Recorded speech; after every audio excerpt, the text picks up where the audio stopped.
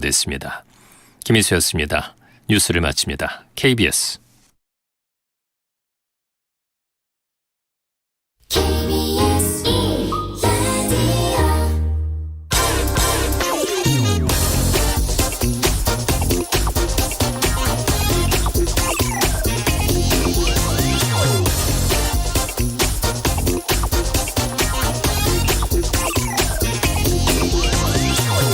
투자 상생 협력 촉진세라고 있습니다. 대기업이 순이익을 회사 내 사내 유보금 형태로 쌓아둘 경우 과세하는 제도인데 대신 이 순이익의 일부를 새로운 사업에 투자하거나 임금 인상 또는 협력 업체를 위해서 쓰면 과세하지 않습니다. 투자를 활성화시키고 말 그대로 상생을 위해서 2015년 박근혜 정부 당시 도입됐습니다. 경제계는 새 정부 출범 이후 이 세금 없애줄 것을 강력하게 요구해 왔습니다. 어제 국정감사에서 추경호 부총리는 이 투자 상생 협력 촉진세가 좋은 뜻으로 시작했지만 효과가 없어서 폐지시키겠다고 밝혔습니다. 아니 좋은 취지의 세금이라면 과세율을 올리든가 해서 효과가 나올 수 있게 만들어줄 생각을 해야지 왜 아예 이걸 없애버린다는 건지 이해가 가지 않습니다. 더구나 윤석열 정부가 법인세 인하하겠다는 이유가 기업들의 투자를 유도하기 위해서인데 기업들이 투자를 안 할 경우 일종의 페널티 수단인 이 세금마저 없애버리겠다는 걸 이거 어찌 해석해야 할지 잘 모르겠습니다. 코로나로 다 같이 힘들었다지만 지난해 10대 재벌그룹의 사내 유보금은 오히려 190조 원이 더 늘어났습니다. 투자 상생 협력 촉진세가 폐지되면 웃을 사람은 누구고 눈물 흘릴 사람은 누구일지 이 국가가 누구의 입장에 서서 정책을 펴야 하는 건지 잘 한번 생각해 보시기 바랍니다. 네, 경제와 정의를 다잡는 홍반장, 저는 KBS 기자 홍사원입니다. 홍사원의 경제쇼 출발하겠습니다. 유튜브 오늘도 함께 갑시다.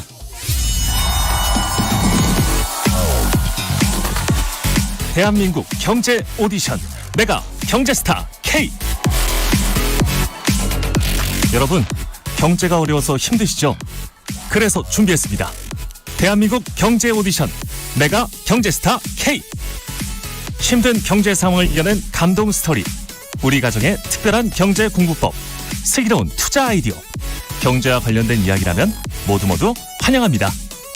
총 상금 6천만 원을 준비했습니다. 여러분의 많은 참여 기다립니다. 이 프로그램은 당신의 투자의 길을 춤추게 하는 새로운 투자 플랫폼 탱고픽에서 함께합니다. 네, 들으신 대로 총 상금 6천만 원 걸린 내가 경제스타 K 12월 9일까지 사연 받고 있습니다. 사연은 홍사원의 경제쇼 홈페이지에 올려주시면 됩니다. 자, 오늘 홍사원의 경제쇼 주제는 부동산입니다. 부동산 거래 절벽 역대급이다. 부동산 시장 사상 최대 위기가 오는 것 아니냐 우려 커지고 있습니다. 최근 부동산 시장 상황 그리고 전망 좀 짚어보겠습니다. 이광수 미래에셋증권 수석 연구위원 나오셨습니다. 안녕하세요. 예, 안녕하십니까. 서울 강남 아파트값 지표로 여겨졌죠. 이 대치동 음마아파트. 여기가 지금 6억 원 이상 떨어졌다 이런 기사가 나오던데 집값 하락이 어느 정도 수준입니까 지금? 일단 전반적으로 아시는 것처럼 하락 추세고요. 하락폭을 좀 키워 나가고 있는 상황입니다. 그래서 지표로만, 그러니까 지수의 지표로만 보면 주간으로 0.2%씩 지금 떨어지고 있고요. 그렇게 되면 거의 한 10년 만에 하락. 주간 0.2%? 그렇습니다. 그럼 많이 떨어지네요. 굉장히 많이 떨어지는 거죠. 그래서 그런 차원에서 하락폭이 좀 커지고 있다는 거고요. 저희가 시장을 볼 때 한 세 가지 정도를 구분해서 볼 필요가 있죠. 첫 번째는 뭐냐면 거래량. 항상 강조하셨죠. 그렇습니다. 그래서 거래량을 보면 서울의 아파트 거래량이 한 600건에서 이제 500건 밑으로 떨어지고 있고요. 과거에는 이게 한 달에 아니면 한 달에. 네. 그러면 이건 거의 거래가 없는 수준이고요. 그다음에 경기도도 한 1,500건에서 2,000건 사이에 거래돼서 한 달에 경기도 전체가요. 그래서 거의 거래가 없는 상황이라고 보시면 좋으실 것 같습니다. 서울은 그러면 보통 때는 지금 한 500건, 600건이라는데 보통 때 한 작년에 어느 정도 거래가 있었어요? 많을 때는 한 달에 10,000건도 거래가 됐거든요. 그리고 평균적으로는 한 3,000건에서 5,000건 사이에 거래가 됐는데 지금 1,000건 이하로 떨어지고 있는 거죠. 그래서 이런 말씀 좀 그렇지만 집을 사면 이제 1,000명 중에 들어가는 거죠. 그래서 그만큼 이제는 집을 사는 사람도 없고 거래가 잘 안 되고 있다고 보시면 될 것 같습니다. 두 번째는 가격이죠. 예. 가격으로 보면 아까 말씀드린 것처럼 하락폭이 커지고 있는데 예. 일부 지역은 코로나 이전 수준으로 돌아가고 있어요. 실거래 가격이. 그래서 그만큼 사실 하락폭이 좀 커지고 있고 예. 점점 더 지역도 확산되고 있는 예. 그런 모습입니다. 그리고 세 번째는 어떤 시장을 볼 수 있냐면 분양시장입니다. 분양시장도 사실은 시장을 진단하는데 부동산 예. 시장을 진단하는데 굉장히 중요하거든요. 그렇죠. 그런 관점에서 분양시장에 최근에 미분양이 증가하고 있습니다. 예. 그래서 서울 같은 지역은 거의 미분양이 없었거든요. 예. 그런데 최근에 미분양이 한 600건 이상 증가하고 있고요. 예. 그다음에 전국적으로는 한 3만 건 이상이 돼서 예. 그러니까 절대 수준으로 보면 낮은 수준이긴 합니다. 예. 그런데 없었다가 증가하는 그런 변화의 모습이 중요한 거죠. 없었다가 증가하는. 그렇죠. 예. 아예 없었다가 미분양 아파트가 조금씩 증가하고 있는 거예요. 예. 예. 그러니까 저희가 전망할 때는 그런 변화가 중요하니까. 예. 그래서 그런 차원에서는 여러 가지 그런 어떤 모습이 신호들이 시장에 좀 악화를 보여주고 있는 거 아닌가 생각하고 있습니다. 제가 뭐 부동산 전문가는 아니지만은 네. 첫 번째 거래량하고 이제 가격이야 뭐 항상 얘기했었으니까 네. 우리가 그냥 늘상 이제 좀 내성이 생겨서 내려가는가 보다 뭐 그 생각이 들어요. 그런데 네. 미분양이 제가 좀 특이하게 생각되거든요. 네. 왜냐하면은 많은 사람들이 어쨌든 새 아파트, 새 집에서 살고 싶은 그 욕망이 있잖아요. 네, 네. 같은 아파트라도 요즘 새로 짓는 아파트는 하여튼 좋잖아요. 네, 네. 네. 그런데 그런 새 아파트들이 지금 미분양이 생긴다는 거잖아요. 네. 이거는 어떻게 봐야 될까? 거기는 누구나 새 아파트는 다 살고 싶을 텐데 네. 가격이 이게 비싸서 그런 건가? 아니면은 이게 뭐 입지가 안 좋은 건가? 왜 그런 거예요, 그러면? 몇 가지 이유가 있습니다. 말씀하신 것처럼 입지의 문제일 수도 있고요. 네. 그런데 흥미로운 게 뭐냐면 이 바로 뭐 심지어 지난해까지만 해도 입지 보지 않고 그냥 무조건 청약하고 분양받고 줄 서고 이랬었거든요. 근데 입지를 사람들이 따지기 시작하고요. 예. 그래서 입지가 좀 나쁘면 미분양이 되는 거고 또 하나는 뭐냐면 분양가가 올라가고 있어요. 분양가가? 예. 요즘 집값은 떨어진다는데 분양가가 올라가요? 원재료 가격이 인상되니까. 원재료가가. 네, 그래서 시멘트값. 그렇죠.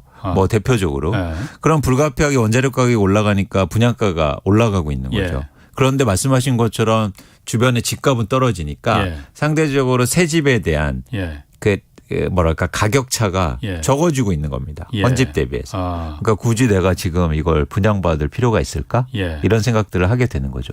어. 근데 이렇게 되면 중요한 게 뭐냐면 건설사가 예. 분양을 안 하면 되잖아요.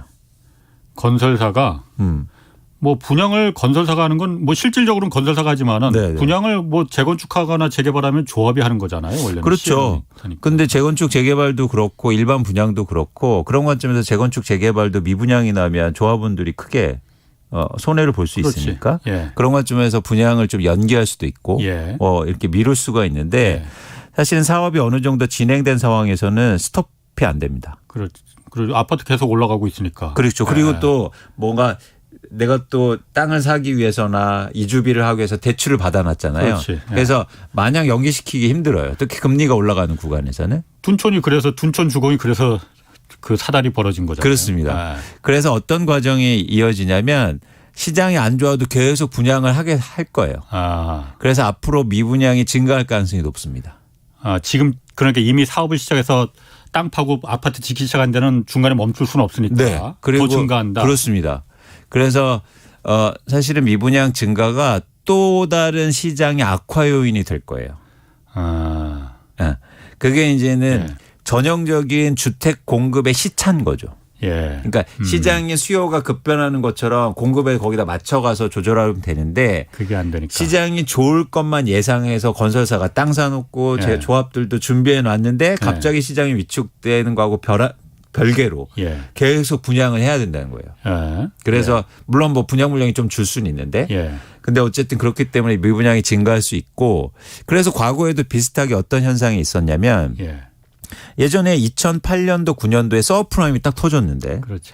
미분양 아파트가 거의 전국적으로 16만 가구가 발생합니다. 근데 이렇게 보면 이해가 안 되죠. 아니 서브프라임 터졌는데 왜 거기다 공급을 하고 있어? 이렇게 질문을 하실 수 있잖아요. 근데 멈출 수 없다는 거예요. 한번 삽을 뜨면. 그렇죠. 네. 그래서 안 팔려도 하게 된다. 예. 그래서 이게 또 다른 시장의 악화 요인으로 작용할 수 있다는 겁니다. 그러면은 반대로 네. 지금 이게 미분양이 날 거라고 예상을 하고 그러니까 지금 재건축이나 재개발이나 아니면 뭐 새로 좀 택지 개발해서 아무도 안 들어갈 거 아니에요. 건설사들이 돈이 안 될 거라고 생각하니까. 그럼 나중에는 이게 오히려 또 반대가 될 수도 있는 거예요. 맞습니다. 홍 기자님 정확히 지적하신 거예요. 그래서 시장이 이제는 장기적으로 안 좋아지잖아요. 예. 그러면 또 준비를 안 해요. 땅도 안 사고 예. 조합원도 준비가 안 해. 예. 근데 반면에 그렇게 안 좋아진 다음에 수요가 또 올라와서 시장이 좋아지잖아요. 예. 그때는 또 공급이 부족한 거예요. 그렇지. 예. 예. 그래서 이런 공급의 시차 때문에 특히 한국에서는 가격의 변동폭이 큰 겁니다. 안정적으로 공급이 이루어지지 않는 거예요. 예. 그래서 그 부분에 대해서 이제는 정부와 정책이 필요한 거죠. 그래서 시장이 안 좋을 때 안정적으로 공급하고 예. 그리고 시장이 너무 좋으면 좀 과열을 방지하고 예. 이런 걸 해야 되는 역할이 필요한 겁니다. 그래서 뭐 흔히들 그렇게 말하잖아요. 아파트라는 게 빵 찍어내듯이 사람들이 많이 찾을 때 빵 찍어내듯이 바로바로 찍어낼 수 있는 게 아니니까 네. 몇 년의 시차를 두고 하는 거니까 네. 그래서 이제 공공이 이걸 관리를 해야 된다. 뭐 주택은행 뭐 이런 얘기도 나오고 그러잖아요. 그렇습니다. 그런 부분이 아니고 이걸 너무 민간에 지금 다 사실은 다 맡겨두는 거잖아요. 그렇습니다. 그러니까 이런 부분이 더 그런 정책의 오류, 그 시차의 불일치 이런 게 더 많이 생길 수가 있겠군요. 그렇습니다. 최근에도 정부가 270만 호 공급 계획을 세웠잖아요. 그렇죠. 예. 그러면서 또 거기에 내용이 민간 공급을 활성화시키겠다라는 게 주요 정책 방향성이었습니다. 민간이 지금 돈이 안 되는데 들어가나. 그래서 이게 두 가지 말씀드리고 싶은 건데 첫 번째는 예. 한국의 주택 공급이 원래 민간 중심이에요. 그렇지. 예. 네, 원래. 예. 이미 85% 이상이 민간 쪽에서 공급되고 있어요. 예. 그런데 그 추이를 보면 가격이 오를 때 공급이 증가하고 예. 가격이 떨어지면 공급이 감소합니다. 예. 민간은 말씀하신 것처럼 철저히 돈을 벌려고 공급하기 때문에 예. 돈이 안 될 것 같으면 공급이 안 된다는 거죠. 맞습니다. 근데 여기서 이제 민간의 힘을 더 실어준다는 건 향후로 시장이 위축되면 공급이 더 많이 줄 가능성이 크다는 거예요. 돈이 안 되니까. 정부는 민간에 맡겨두면 공급이 잘 될 거다라고 생각하는데 예. 역설적으로 그러면 공급이 더 안 된다는 거죠. 예. 그래서 향후로 시장이 또 회복하고 또 뭐 금리가 또 인하되고 이래서 뭐 투자하는 사람도 많아지고 다시 살려는 사람이 많아지면 공급이 또 그때 부족한 거예요.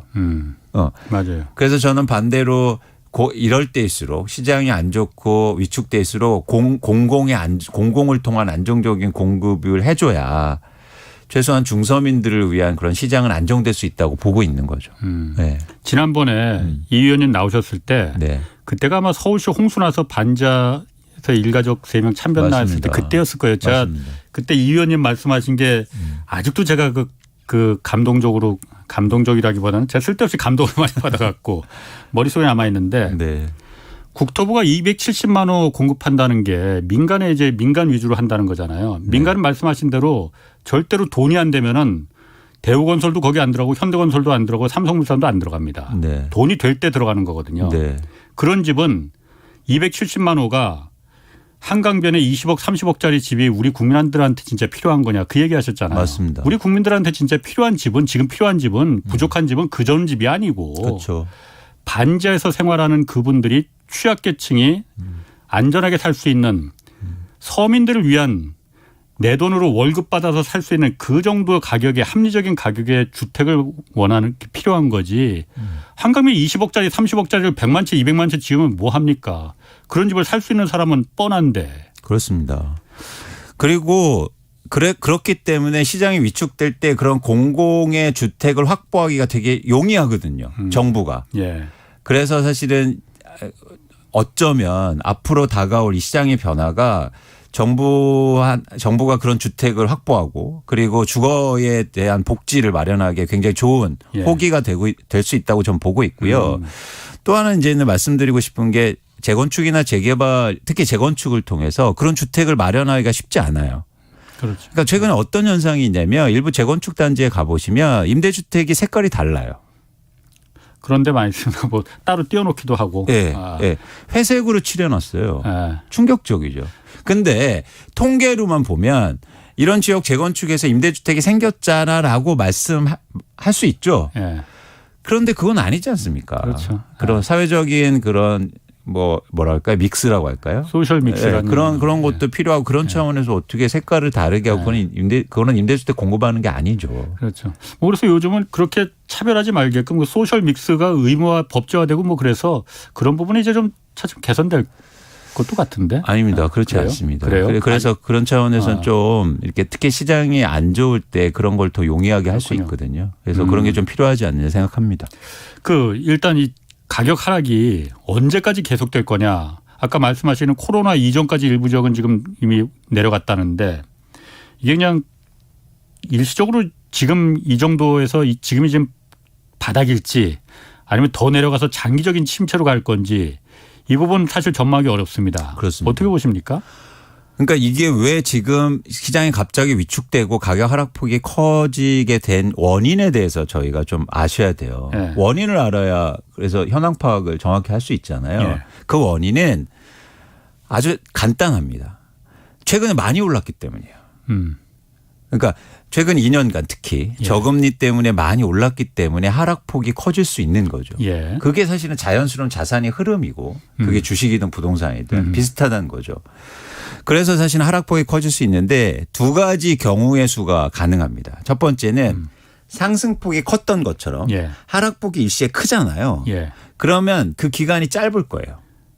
상승폭이 짧았던 만큼. 그러니까 상승폭이 짧았던 만큼 하락폭도 그렇게 빠르게 일어나면 예. 그러면 짧은 기간의 사이클이 끝나고 다시 조금씩 회복하는 구간이 나올 수 있습니다. 예. 근데 상승폭은 굉장히 짧은 기간에 올랐는데 떨어지는 것도 지지부진하게 떨어진다. 예. 그럼 떨어지는 게 굉장히 오래 갈 수 있다는 거죠. 그게 바람직한 거 아닌가? 그게 사실은 전체 경제로 측면에서는 좋은데 연착륙이라고도 뭐 하고. 그렇습니다. 근데 지금의 분위기로 보면 경착륙할 수도 있겠다는 가능성이 나오는 거죠. 이미 경착륙하고 있는 거 아니에요? 일부 그런 지역이 이제 나타나고 있으니까. 예. 그렇게 되면 이제 팍 오르는 게 확 떨어지고 예. 그래서 당분간 이제 계속 지지부진할 가능성이 좀 높지 않을까 이렇게 보고 있습니다. 그럼 장기 침체로 갈 가능성이 더 높다는 거예요, 그러면은?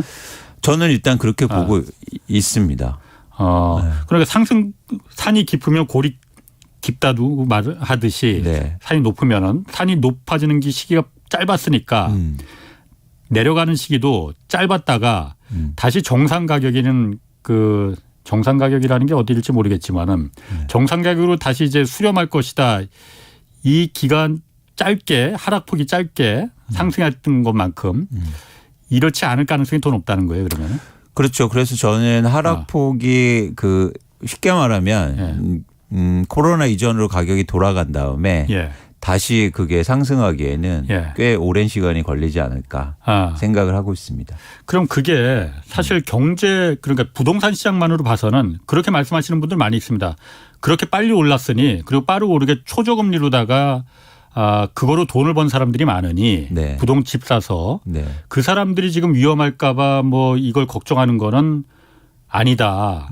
많은 사람들이 그 사람들이 영끌이다 뭐다 해서 이 한국 경제를 위험하게 만들어놨으니 그 사람들이 손해를 보는 거는 피해를 보는 거는 고려해서는 안 된다. 염두에 둬서는 안 된다. 이렇게 말하는 분들도 많이 있어요. 물론 감정적으로 그런 부분 충분히 이해가 갑니다. 그렇지만은 그게 한국 경제 전체를 봐서는 그게 매우 안 좋은 거잖아요. 그렇습니다. 그게 결국은 돈이 돌지를 못하게 만들고 금융 경색을 만들어내고 그게 결국은 부동산발 금융 위기, 한국 경제 위기로 초래될 가능성이 크니 그럼 지금 이 의원님 말씀하신 대로 그런 장기적인 침체 국면으로 들어가면은 그렇게 어느 순간 부동산을 때문에 금융 경색이 일어나고 그게 금융 위기로까지는 아니더라도 문제가 될 소지가 있습니까 없습니까?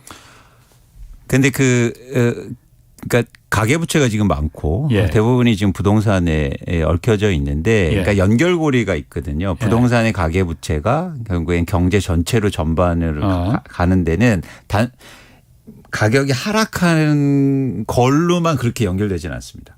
가격이 하락하면서 예를 들어서 빚을 못 갚는다든지 연체가 되고 또 경매가 되고 이러면서 이제 국가의 신용등급에 문제가 생기고 금융 시스템이 얽혀지면서 그런데 저는 거기까지는 보고는 있지는 않아요. 이유는 뭐냐면 일단 한국 전체 그러니까 그러니까 예를 들어서 뭐 100채라고 그러면 한 뭐 70에서 80% 이상은 예를 들어서 이자를 낼 수 있는 수준은 된다. 예. 이자를 낼 수 있어서 요 기간을 버틸 수 있는 수준을 된다라는 거고요. 예. 또 하나는 뭐냐면 금융 시스템이 좀 다른 이유가 있습니다. 예를 들어서 미국 같은 경우에는 담보 자산의 가치가 떨어지면 바로 요청이 들어와요. 경매로 넘어간다 그래요. 예. 그러니까 뭐냐면 빚을 갚든지. 근데 우리는 이자만 잘 내면 예. 그러니까 유예를 해 준다든지 예. 원금에 대해서 아니면 그러니까 단순히 가격 떨어지는 거에 연결이 안 돼 있거든요. 예. 그래서 그런 측면에서 일종의 차입한 사람들 집을 하기 위해서 뭐 연거를 한다든가 차입한 분들이 금융 시스템에 문제를 일으킬 가능성은 없다. 대신 이 문제가 있습니다. 그런 분들이 쉽게 말해서 이자를 많이 내야 되잖아요. 예. 그래서 소비가 줄 수 있겠죠. 예. 그러면서 경제의 성장률을 예를 들어서 훼손시키고 예. 경제 전체의 어떤 뭐랄까요 탄력성을 예. 줄일 수는 있는데 그게 금융 시스템을 위협하기는 좀 제한적이지 않느냐 보고 있습니다. 한국에 일단 독특한 그런 예. 시스템이 있는 거죠. 근데 이렇게 말하는 분도 이렇게 그 해석 분석하는 분도 있습니다. 그러니까 우리나라 금융위기나 뭐 이런 금융 경세까지 부동산이 갈 가능성은 없다라고 말하는 주장하는 근거가 은행들이나 금융권에서 주택담보대출을 해줬을 때 담보가 확실하다. 네. 집이라는 담보 아니냐. 여기가 뭐 70% 50% 담보를 확실히 잡고 있기 때문에 그 담보로까지 그 70%까지 이하로 네. 빚을 못 갚는 사람이 생기진 않는다라는 얘기거든요. 네. 그런데 금융이라는 게 사실 30%까지 만약 빚을 못 갚는 사람이 생길 때면은 집만 그게 문제겠느냐. 네네. 우리 경제가 다 그때쯤이면 정말 아우성이 나는 곡소리가 나는 상태인데 그럼 30%가 아니고 아파트 담보인 그 70% 내까지 내려가기 전까지 10% 15%만 빚을 못 갚는 사람이 나오더라도 은행들은 반드시 다 이제 회수하기 시작한다. 네. 그래서 이제 그게 경색이 일어나고 금융위기로 번진다. 30% 담보가 70%라고 해서 그거 안심해도 되겠느냐. 천만의 말씀이다. 10%만 가더라도 은행들은 벌써 긴장하기 시작한다는 거거든요. 네네. 그 말 저거 일리 있거든요. 네. 한국 경제가 10%만 그 집 빚을 못 갚는 사람, 이자를 못 갚는 사람이 생긴다 하면은 그 경제가 버텨낼 수가 있겠느냐. 네. 그러니까 그게 저희는 일단 LTV나 DTI 규제가 예. 계속 있어 왔고 네. 그리고 또 하나 뭐냐면 아까 말씀드린 것처럼 담보 가치가 훼손된다고 그래서 바로 뭐 이렇게 경매에 들어가거나 예. 바로 이렇게 뭐 원금을 갚으라고 하는 시스템 구조가 실무적으로는 아니기 때문에 예. 그래서 이자만 잘 내면 뭐 유예 제도라든지 예. 아니면 그런 조항이어서 저는 그렇게 뭐 이게 전체로 확대되긴 그러니까 과거에도 그랬고 앞으로 좀 그럴 가능성이 있다는 거죠. 대신 한 가지 문제는 뭐냐면 그럴수록 금융 부담이 커지니까 소비가 예. 위축되고 소비. 예. 경제 전체가 좀 탄력성이 떨어지는 그런 상황으로 되지 않을까 보고는 있습니다. 그 원희룡 국토부 장관이 얼마 전 인터뷰에서 그런 얘기를 했어요. 그러니까 지금 아파트 값이 내려가고 있지만은 지금 이 부동산이 하향 기조가 정착되지 않은 거다 이거. 네. 지금 아직까지는 서울 집값이 지금보다 30%에서 40%까지 더 내려가야 한다 이렇게 말했거든요. 네. 30%에서 40% 이게 그러니까 고점 대비 말하는 것 같기는 한데 네. 동의하십니까 어떻습니까? 퍼센트지는 사실은 좀 저는 굉장히 큰 거거든요. 그러니까 국토부 장관이 그렇게 네. 말했으니까. 왜냐하면 말씀하신 것처럼 고점에서 30%면 네. 그럼 굉장히 큰 거예요. 네. 쉽게 말해서 5억짜리가 10억 되면 네. 100% 오른 거잖아요. 예. 근데 10억짜리가 다시 5억 되면 50% 빠지는 거거든요. 예. 예. 그렇지. 그렇기 때문에 올라갔을 때 퍼센트지는 조금 빠져도 절대 금액은 굉장히 큰 거거든요. 예. 예. 그래서 어떤 근거를 갖고 말씀하셨는지 잘 모르겠지만 예. 어쨌든 정부에서 집값 하향의 의지는 일단 주무정권이 갖고 있다라고 예. 이제 판단할 수 있는 거고요. 예. 그 하락 근거는 잘 모르겠습니다. 네. 30% 40%는 네. 이러면 하여튼 굉장히 큰 거라 이거죠. 네, 네.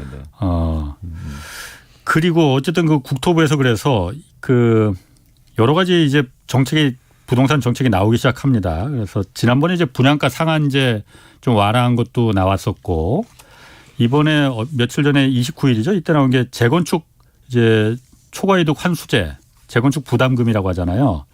이거 낮추는 방안 발표했지 않습니까? 네.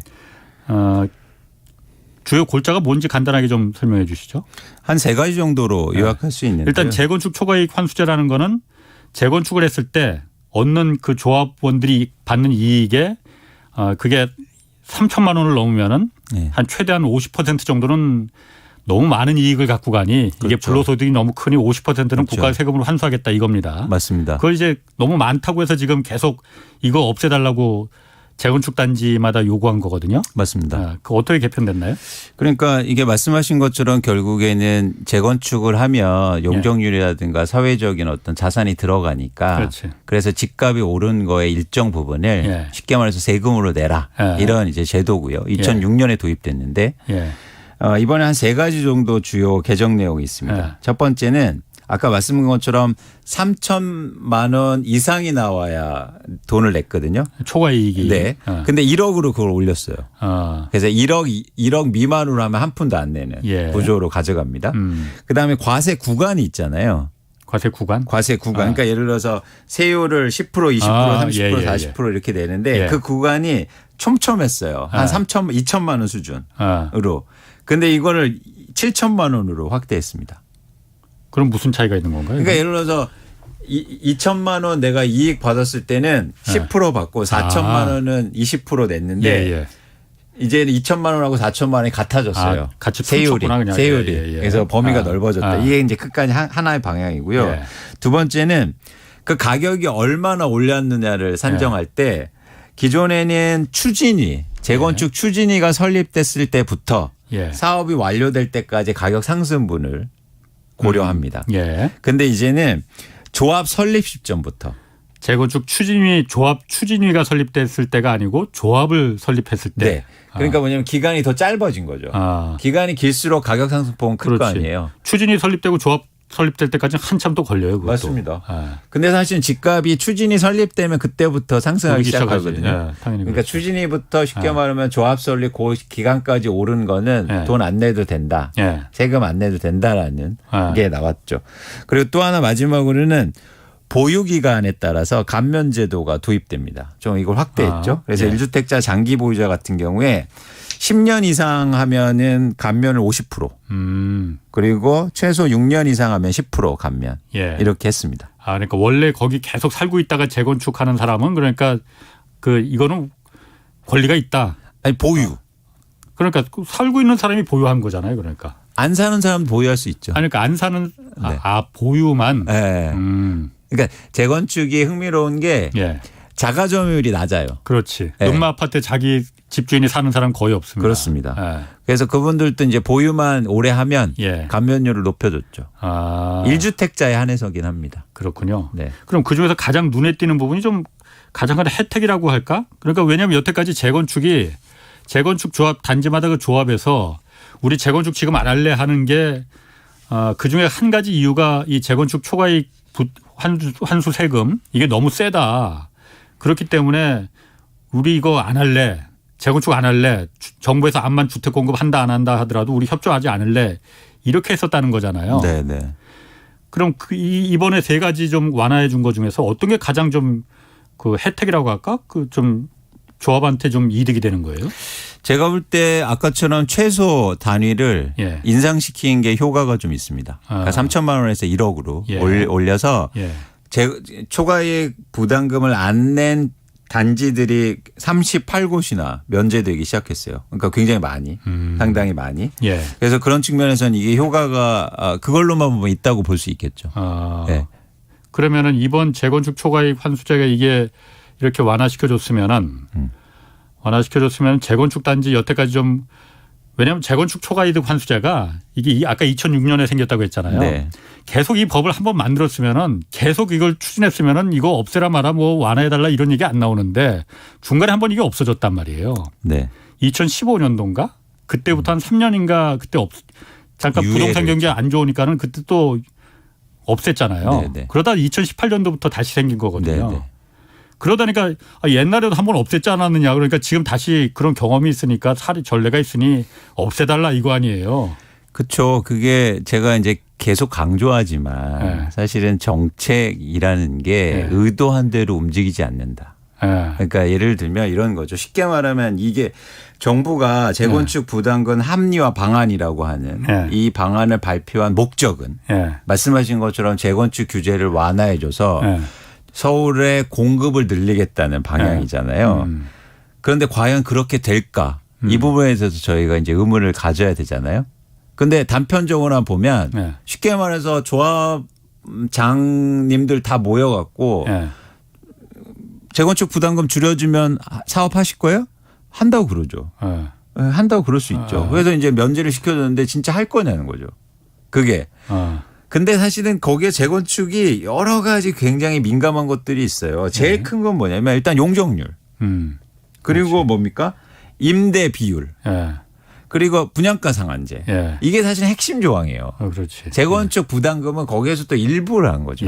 그중에 한 가지. 그러면 홍 기자님 생각해 보세요. 그중에 한 가지 없어졌어요. 그럼 어떤 생각이 듭니까? 나머지도 없애줘 우리. 그래야 할래. 아니 그걸 제가 뭐라고 하는 게 아니고요. 그건 너무 자연스러운 과정이에요. 그러니까 떡 하나 주면 하나 더 주세요 하지. 떡 하나 주면 배불려요. 전 한 개 수익이 앞으로 줄어들 거예요 라고 하면서 안 줘도 돼요 하는 사람은 없잖아요. 그렇죠. 그렇기 때문에 이거는 일종의 물꼬를 좀 틀어준 거 아닌가. 그래서 그러면 이제 조합들이 이거 하나 더 없애줘. 그래서 당장 지금 그런 얘기들이 나오고 있거든요. 그러니까 아예 근본적으로 재건축 부담금을 아예 없애야 된다. 일단부터 지금 이게 나와요. 그 얘기도 당연히 나오고 있습니다. 그래서 아예 부과하지 말지 이게 뭐냐. 그러니까 우기니까 되네 하고서는 더 우기면은 아예 없어지겠네. 뭐 그 얘기 나올 수 있습니다. 그래서 이제 이게 기종의 기대로 시장을 움직이는 그렇게 움직이거든요. 사람들은. 그래서 그런 기대감을 일단 갖기 시작했다. 그래서 오히려 더 안 될 수도 있다. 오히려 더 기다리면은 더 양보할 거다 정부가. 네. 그리고 계속 안 된다는 걸 보여주면 더 큰 거를 얻을 수 있으니까 오히려 그럴 가능성도 있지 않을까 생각합니다. 아니 저도 그 부분은 동의합니다. 왜냐하면은 정부가 아까 원희룡 장관은 어쨌든 정부의 부동산 정책은 집값을 내리게 만드는 게 목적이다라고 말하고 있잖아요. 그런데 지금 국토부에서 내놓는 정책이 분양가 상한제 그러니까 뭐 재건축 안전진단 규제 완화 기준 완화 같은 거는 저는 당연합니다. 그거는 완화시켜 줘야 돼요. 그런데 이게 그 분양가 상한제 일부 좀 그 완화시켜 준 거나 또 재건축 초과이득 환수제 이거 완화시켜 준 거나 이런 부분이 이게 원래 재건축 초과이득 환수제도 그때 처음에 만들어질 때도 이거 위헌 요소가 있다 해서 헌법재판소까지 간 거거든요. 그렇습니다. 그래서 거기서 이건 합헌 판결이 난 거거든요. 이게 공익적인 요소가 크다. 그리고 집값을 투기의 대상이 아닌 살 그 용도로 쓰는 헌법적인 법적인 취지에 부합한다라고 해서 합헌 요소가 났으면은 이 부분을 악법도 법이라고 하는데 계속 유지하는 게 그게 정책의 일관성이잖아요. 그러면은 뭐 없애달라 말해달라 완화시켜달라 말해달라 이런 얘기가 나올 거리도 아닐 것 같은데 자꾸 정권이 바뀔 때마다 뭐 정권의 이해관계에 따라서 이걸 뭐 빈대떡 뒤집듯이 왔다 갔다 하고 뭐 엿가락 늘리듯이 늘렸다 줄였다 하니까 그러니까는 사람들은 시장은 우기면 되네. 우기면 되네. 이 생각이 드는 거거든요. 오히려 이런 부분을 자꾸 건드리는 게 처음부터 그냥 안 돼. 이거는 법이니까 우리가 해주고 싶어도 해줄 수가 없는 거야 라고 그냥 선언을 해버리면은 재건축할 단지들이 조합들이 그렇다고 손해보는 거 아니잖아요. 이익을 조금 덜 본다는 거잖아요. 그냥 이걸 정부가 왜 이걸 갖다가 왔다 갔다 해서 더 기다리게 만드는지 그걸 제가 잘 이해를 못하겠다. 그러니까 이것도 사실은 그 실제로 조합원 입장에서도 노후주택에 사시고 보유하고 이런 분들도 사실은 재건축을 원하시잖아요. 그런데 이렇게 정책의 일관성이라든지 이런 부분이 자꾸 변화하게 되면 그분들한테도 사실은 괴로울 수 있다. 왜냐하면 자꾸 또 사업이 지연되고 기다리면 또 뭔가 아까 말씀드린 것처럼 보유 기간별로 이렇게 달리하면 예를 들어서 10년 이상 가지고 계신 분은 50% 감면율이거든요. 그런데 9년 이상 갖고 있으면 40%예요. 그건 10% 차이가 나잖아요. 그럼 그 단지에 10년 이상 가시고 계신 분들이 50% 있고 9년 이상이 50% 있으면 당장 안 될 거 아니에요. 그럼 50%는 1년만 더 기다리면 다 10%포인트 감면율이 증가하는데 예. 내가 왜 지금 할까? 그렇겠네. 그러니까 뭐냐면 이것처럼 예. 해석의 여지가 굉장히 많이 나올 수 있다. 예. 그래서 단순하게 규제를 완화해 준다고 그래서 예. 거기에서 공급이 증가하고 사업의 진행 속도가 빨라질 것이라고 보는 거는 예. 여러 가지 변수가 많다. 사실 이게 경제의 기본적인 모습이잖아요. 예. 그래서 그걸 인과관계나 상관관계를 정확히 파악할 수 없다면 아하. 저는 차라리 일관성이나 유지하자.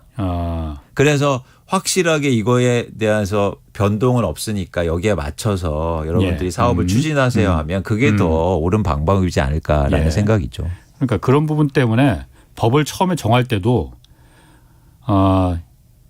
확실한 근거를 마련해둬서 딴소리가 안 나오게끔 맞습니다. 확실한 근거로 정할 때도 그냥 막 조변 섞기 하듯이 그냥 그 즉흥적으로 법을 만들지 말고 네. 확실하게 만들어야겠다 그런 생각도 좀 들더라고요. 그렇습니다. 그러니까 저는 예를 들어서 제가 찾아보지는 않았지만 재건축 부담금의 합리화, 그러니까 재건축 부담금이 도입되는 취지가 저는 한국의 불로소득에 대한 문제의식이었다고 보거든요. 예. 그런데 그렇죠. 이런 그런 법 취지가 있었다면 그러면 사실은 이렇게 완화하고 이런 것들이 과연 불로소득 그런 취지에 과연 부합하느냐 그런 것도 사실 고민할 지점이지 않을까 생각합니다. 그렇군요. 그러면은 이런 부분도 있어요. 그러니까 이번에 재건축 그 재초안이라고 하죠. 그러니까 줄임말로 네. 재초안도 이제 완화 없앤 건 아니에요. 네네. 없애면 너무 부담스러우니 네. 정부에서도 그러니까 완화하고 분양가 상한제도 완화 지금 해줬지 않습니까? 네. 이런 부분이 다시 그러면은 민간 그 시장을 그 아파트 값을 다시 올리는 어떤 그 촉발 도화선이 되는 거 아니냐. 그럴 가능성은 있습니까? 없습니까? 저는 굉장히 제한적이다. 이유는 뭐냐면 그거는 바로 전에 저희가 봐왔거든요. 예.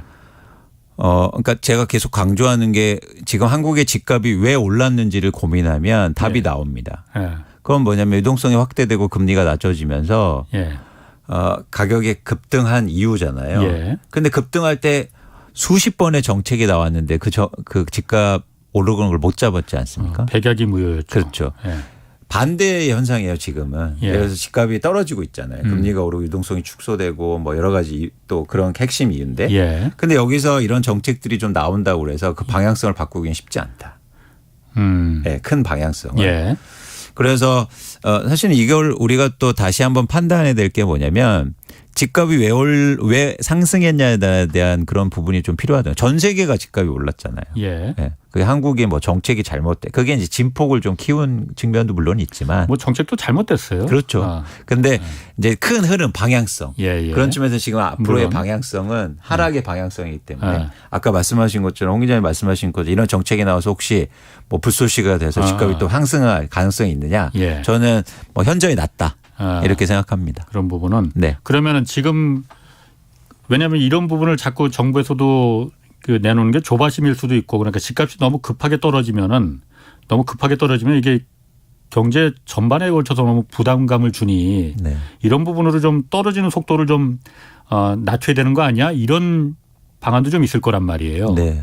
이런 부분이 그러면 오히려 말씀하실 때 좀 올라갈 때 백약이 무효였던 것처럼 정책이 내려갈 때도 이런 정책을 쓴다고 해서 내려가는 속도를 늦춰주거나 브레이크 역할을 하지 못합니까? 그렇죠. 그러긴 힘들다. 어차피 내려가는 방향성에서. 네, 큰 흐름을 사실 바꾸기에는 힘들지 않을까 생각하고 있고요. 그러니까 이게 예를 하나 말씀드릴게요. 최근에 이제 투기과열지구나 조정지구가 해제됐잖아요. 해제했죠. 네. 근데 오히려 그런 지역이 더 하락하고 있어요. 왜 하락할까? 그러니까 예. 반대로 똑같아요. 예. 과거에는 어떤 현상이 벌어졌냐면 집값이 오를 때는요. 예. 조정지구를 지정하잖아요. 예. 그럼 더 올라요. 아, 저희가 유명한 지역이네. 거기가 찍어줬다. 정부가 찍어줬다고. 확인해 준 지역이네. 네. 그러면서 더 올랐어요. 오히려 규제를 하는데도. 지금은 반대로 어떤 얘기를 하냐면 떨어질 때 해제해 주잖아요. 예. 그럼 나쁜 지역이라는 걸 알려줬다고 해요. 이게 시장의 심리고 예. 참여자들이 마음이라는 거죠. 예. 그거 얘기되네. 예. 지금 다 그렇게 생각합니다. 그렇게 해제하면 진짜 그렇게 나빠? 거기가? 그럼 거기를 왜 사? 이렇게 생각한다는 거죠. 하긴 그렇겠네. 저라도 그렇게 생각할 것 같긴 하네요. 네. 만약 집을 투기로다가 그러니까 재테크 수단으로 본다면은 그렇습니다. 그래서 그런 차원에서는 예. 사람의 마음이 조변석계처럼 예. 바뀐다. 예. 시장이. 자, 이게 그 당장 이제 다음 주에 한국은행에서 기준금리 또 다시 정하잖아요. 네. 뭐 내려가지는 않을 테고 이번에도 올리긴 올릴 것 같은데 어느 정도나 올릴지 지금 뭐 많이 올린다 뭐 이런 얘기도 있고 그런데 주택담보대출 금리가 지금 그래서 최대 8%까지 오를 가능성이 있다 이런 얘기도 나와요. 88%면 정말 엄청나게 오르는 건데 과거 초저금리 때 그야말로 거의 금리 부담 없을 때 그때에 비하면은 대출 받아서 지금 어쨌든 한 1, 2년 전에 집 산 영끌족들 있잖아요. 어쨌든 이분들은 어떻게 해야 됩니까 그러면은? 그러니까 그게 이제 심각한데요. 그러니까 본인 결정이 그냥 본인이 감내해야 된다 이렇게 해야 되나? 어떻게 되나? 근데 그게 몇 가지 말씀하신 게 그때 이제 돈이 있으시거나 자산이 많으신 분들이 샀으면 그때 샀으면 사실은 뭐 감내할 수 있고 버틸 수 있는데 최근 2년간 통계 지표를 보면 아까 말씀하신 것처럼 집이 없으신 분들 하고 그다음에 특히 또 젊으신 분들이 대출을 굉장히 많이 받아서 또 그것도 외곽 지역 그러니까 예를 들면 집값이 변동성이 큰 지역을 사요. 그렇기 때문에 사실 리스크가 굉장히 커졌다는 거죠. 그런데 또 하나 뭐냐면 그분들의 특성이 투자 목적에 그러니까 심리적으로 쫓겼던 건 맞아요. 계속 오르니까. 그래서 돈을 벌자고 하는 그런 수요들이 또 많았어요. 그게 무슨 얘기냐면 내가 거주가 안 되는 집을 삽니다. 예를 들어서 뭐 물리적인 거리라든지 혹은 갭 투자라든지 이런 걸 통해서. 갭 투자 많이 했죠. 그래서 전세 끼고 샀으면 내가 그 집에 거주가 안 되잖아요. 그리고 내가 갖고 있는 전세를 대출받아서 또 사고 나는 심지어 월세로 들어가고 뭐 이렇게 해서 그게 이제 영끌이라는 방식인데 그래서 그런 지점에서는 사실 리스크가 되게 커질 수 있고 또 하나의 또 시장의 변동의 요인이죠. 그래서 뭐 저한테 어떻게 해야 되냐고 물어보셨으니까 그러니까 가장 최선의 방법은 거주하는 방식을 쓰셔야 돼요. 근데 물론 이제 거주가 안 된다, 불가능하다. 그러면 이제 뭔가 빚을 좀 청산하는 방법을 생각하셔야 되는데 일종의 뭐 매각이라든가 이걸 통해서. 근데 지금 가격이 떨어지고 있는데 매각도 쉽지 않거든요. 집이 안 팔리는. 그렇죠. 그래서 거주하려고 한번 노력하셨으면 좋겠다. 거주하려면 그만큼 그 돈을 또 어디서 마련해요? 그래서 이제 진퇴양난인데 어쨌든 최대한 노력하셔서 집에 그 거주하셨으면 좋겠다. 그러면 또 그 기간을 잘 버틸 수 있거든요. 그러니까 가격이 제가 계속 말씀드리는데 가격이 계속 빠지진 않습니다. 이제 빠지게 되면 다시 또 시장의 수요가 증가하고 가격은 부동산 가격이 회복할 가능성이 높아요. 그래서 그 기간을 잘 감내하셔야 된다는 거죠. 근데 그 감내가 거주하면서 감내하면은 상대적으로 잘 견뎌내실 수 있어요. 근데 거주가 안 되고 바라보면 되게 힘듭니다. 그렇지. 그래서 이제 거주하시려고 한번 최대한 하셔보고 도저히 안 된다. 그러면 오히려 빨리 좀 청산하는 것도 맞지 않을까 생각합니다. 이 정부에서 그래서 안심 전환 대출인가 그것도 지금 이미 하고 있죠. 그거. 그렇죠. 그래서 그런 거 이용해서 거주를 좀 하시면. 근데 안심전환 대출이 이게 그러니까 변동금리를 고정금리로 바꿔준다는 거잖아요. 맞습니다. 그러니까 지금 변동금리는 워낙 뭐 8%까지 올라간다고 하니까 고정금리로 4%인가 뭐 이렇게 좀 낮은 그 금리로. 근데 이것도 사실 현실적이지는 않더라고요. 그러니까 그 주택 가격이 4억 원인가? 그 4억 원으로 한정을 해놨던데 사실 4억 원 서울 시내에서요, 뭐 당연히 그렇고 지방도 요즘 4억 원, 지방도 그런가, 뭐 하여튼 4억 원이라면은 너무 낮은 거 아닌가. 근데 정부가 뭐 이걸 갖다 너무 뭐 많은 집에 확대할 수는 없는 그 입장도 이해는 되는데 뭐 안심전환 대출도 그렇게 큰 뭐 방법이 될지는 않을까 싶어요. 근데 이게 사회적으로 확대되면 뭐 이런 방안도 있을 수 있습니다. 예를 들어서 정부가 그 집을 매입하는 거예요. 정부가? 그래서 제가 아까 말씀드렸던 것처럼 시장이 안 좋을 때 공공주택 마련해야 된다고 말씀드렸잖아요. 그렇지. 지금 근데 한국의 공공주택에 대한 주택은행. 네, 그렇죠. 그래서 예를 들면 지분을 뭐 50%를 확보한다든지 그러면 그걸 되면 그분들한테 예를 들어서 뭐 영세민이라든지 서민들한테 안정적으로 또 임대 시장을 확보할 수 있잖아요. 임대주택을. 그러니까 저는 정부가 집을 마련하는 방법이 전부 다 새 집을 지으려고 하는데 그런데 오히려 시장이 안 좋을 때 가격이 위축되고 이러면 그런 주택을 이렇게 매입하고 그래서 그런 주택을 유통시장에서 활용하는 것도 전 좋은 방법이다. 아니, 정부가 매입하더라도 예를 들어서 10억에 샀는데 지금 그 집이 7억이야. 네. 그럼 얼마에 정부가 매입을 10억에 매입을 해요? 7억에 매입을 해요? 당연히 시장가에 그것도 7억에? 세금인데 그렇게 해야죠. 그 대신 거래가 안 되는 거니까. 파는 입장에서는 10억에 샀는데 7억으로 다 팔면 손해가 엄청나잖아요. 그렇지. 그래서 반만 파는 거예요. 반만? 정부한테. 반만 팔 수도 있나? 지분제로 하면 되니까. 지분제로? 네. 지분제로. 그럼 나중에 임대주택으로 할 때 그러면 그 부분에 대해서 임대료를 절반씩 정부하고 이제 나눠 먹고. 그렇습니다. 그런 방식도 고려할 수 있는 거죠. 그러면 손해가 상대적으로 파는 입장도 적을 수 있으니까. 그러니까 지금 어쨌든 손해를 보고 팔라고 해도 매매가 안 되니까 그렇죠. 정부가 그 부분을 흡수한다 이거죠. 그렇죠. 정부 예산을 재정을 통해서. 그렇죠. 그래서 정부도 공공주택을 그래서 마련하게 되는 겁니다. 그래서 마련한 다음에 나중에 예를 들어서 뭐 지하에 사시는 분들 그렇게 임대주택 줘도 되고. 그러니까 정부가 한국에서는 전 집을 많이 가져갔으면 좋겠어요. 그 부분이 방법일 것 같은데. 네. 왜냐하면 지금 영끌한 사람들 중에서 못 견디겠으니까 더 떨어질 것 같으니까 지금 난 팔고 싶다 하는데 못 팔아서 지금 못 파는 분들 엄청 많거든요. 맞습니다. 그러면 그렇게 팔려고 하면 그 막 또 바깥 시장가에서 늑대 같은 사람들. 그렇지. 돈을 갖고 있는 사람들이 막 싸게 또 살려고 후려칠 거예요. 그러면 이게 계속 악순환이잖아요. 그렇죠. 근데 그 사는 주체가 정부가 돼서 대신 다 사면 충격이 크니까 반만 팔아라 나한테. 그리고 그분들도 일단은 완충이 될 수 있으니까.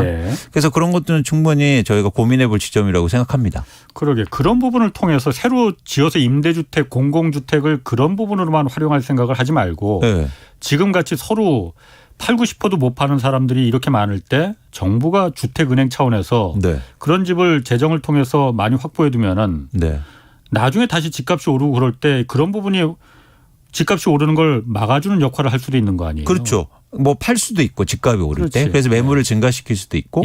그때 또 내가 정부가 주택을 갖고 있으니까 임대차 시장도 안정적으로 유지할 수 있는 그런 거죠. 그래서 저는 집값이 하락할 때 정부의 역할이 굉장히 중요하다. 지금 왜 정부는 그런 생각을 못할까? 이렇게 이 의원님도 생각하시는데.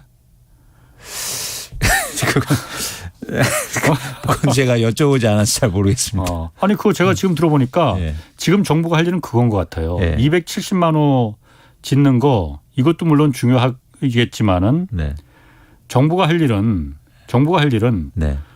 아까 제가 오프닝에서도 잠깐 말했지만은 누구의 입장에 서서 정책을 필 것인가 이거에 따라서 같은 정책이라도 그게 누구의 입장에 섰느냐에 따라서 착취적으로 변할 수도 있고 굉장히 포용적으로 변할 수도 있는 거거든요. 맞습니다. 그런 경우 수도 없이 많습니다. 지금 맞습니다. 보면.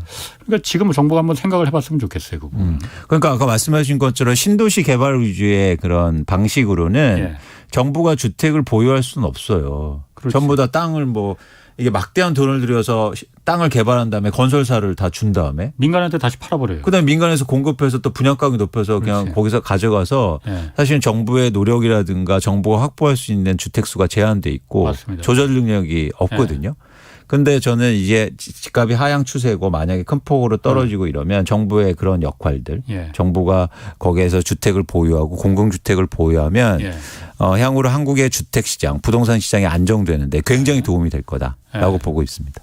아까 잠깐 말씀하셨지만 지금 우리 그 LH 토지주택공사에서만 하는 이런 신도시 개발하고 이런 거는 제가 볼 땐 저는 정말 반대입니다. 그냥 공인된 땅 장사예요.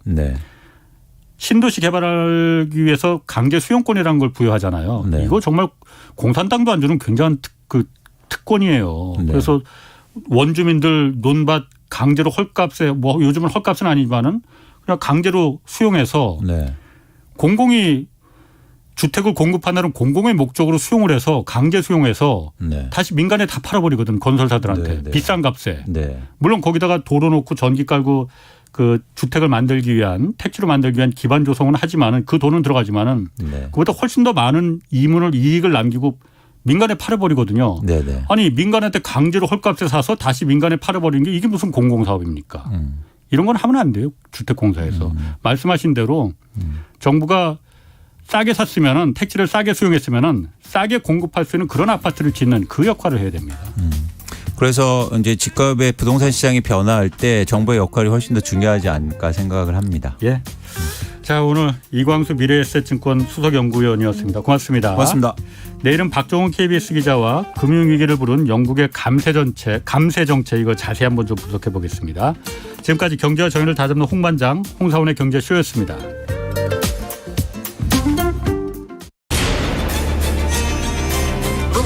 K 드라마 And the Oscar goes to Parasite. K 무비 K 팝 세계를